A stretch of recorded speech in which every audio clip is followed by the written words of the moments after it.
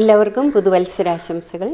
പുതിയ വർഷം നമ്മളൊരു പുതിയ പ്രോഗ്രാം തുടങ്ങുകയാണ്.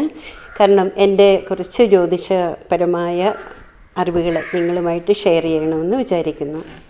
നമ്മളുടെ ജീവിതം ജനനം മുതൽ മരണം വരെ നമ്മൾക്ക് സഹായകരമായി വരുന്ന ഒരു വിഷയമാണ് ജ്യോതിഷം എന്ന് പറയുന്നത്.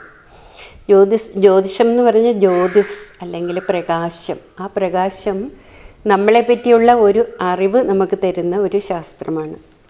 അപ്പം നമ്മൾ ജനിക്കുന്ന സമയം മുതൽ നമ്മളുടെ ഈ ലൈഫിൻ്റെ അവസാനം വരെ ഉണ്ടാകുന്ന കാര്യങ്ങളെ പറ്റിയുള്ള ഒരു വിവരണം നമുക്കതിൽ നിന്നും മനസ്സിലാക്കാൻ പറ്റും. നമ്മൾ ജനിക്കുന്ന സമയത്തെ ഗ്രഹങ്ങളുടെ സ്ഥിതി എങ്ങനെയാണോ അതാണ് നമ്മൾ ജാതകമെന്ന് പറഞ്ഞ് അടയാളപ്പെടുത്തുന്നത്. അപ്പോൾ ആ ഗ്രഹങ്ങളൊക്കെ നമ്മളെക്കുറിച്ച് കാര്യങ്ങളൊക്കെ മനസ്സിലാക്കി തരും. അതെന്തൊക്കെയാണെന്ന് ജനിക്കുന്ന സമയത്തുള്ള ഗ്രഹസ്ഥിതി നമുക്ക് കുറച്ച് കാര്യങ്ങളൊക്കെ വെളിവാക്കി തരും. അത് നമ്മുടെ ജീവിതത്തെ പറ്റിയുള്ള ഒരു ഉൾക്കാഴ്ചയാണ്. എന്തൊക്കെ അനുഭവിക്കാനാണ് നമ്മൾ ഈ ഭൂമിയിലേക്ക് വന്നിരിക്കുന്നത് എന്നുള്ളതിൻ്റെ ഒരു സൂചനയാണ്.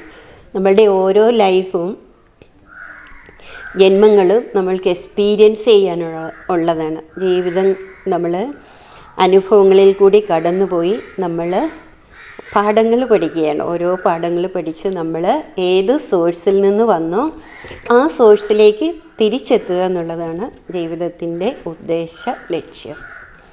ഇപ്പോൾ നമ്മൾ ഈ പറയാറുണ്ട്, നമ്മൾ കുട്ടികളായിരിക്കുമ്പോഴാണ് നമ്മളുടെ സ്വഭാവം രൂപീകരിക്കപ്പെടുക. അത് നമ്മൾ മരണം വരേക്കും അതാണ് നമ്മളുടെ അടിത്തറയെന്നൊക്കെ നമ്മൾ പറയാറുണ്ടല്ലോ.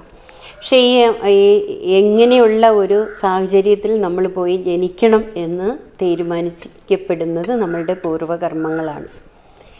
അതനുസരിച്ചുള്ള ഒരു കുടുംബത്തിലാണ് നമ്മൾ പോയി ജനിക്കുക. അങ്ങനെ പറയാനൊരു കാരണമുണ്ട്. ഒരുപാട് ആൾക്കാർ എൻ്റെ അടുത്ത് സംസാരിക്കുമ്പോൾ പറയും, എനിക്ക് എൻ്റെ അമ്മയുമായിട്ടുള്ള ബന്ധങ്ങൾ ശരിയല്ല, അല്ലെങ്കിൽ എൻ്റെ ബാല്യകാലത്തുള്ള അനുഭവങ്ങൾ ശരിയായിരുന്നില്ല. ശരി തന്നെയാണ്, അവർ പറയുന്നത് വളരെ ശരിയായിട്ടുള്ളൊരു കാര്യമാണ്.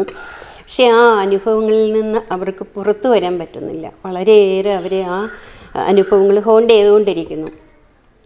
അപ്പോൾ എന്തുകൊണ്ടാണ് അവിടെ പോയി ജനിച്ചതെന്ന് നമ്മൾ മനസ്സിലാക്കുകയാണെങ്കിൽ നമുക്ക് ആ ഒരു നിസ്സംഗതയോടെ, കുറഞ്ഞ ഒരു നിസ്സംഗതയോടെ ആ ജീവിതത്തെ കാണാനായിട്ട് സാധിക്കും.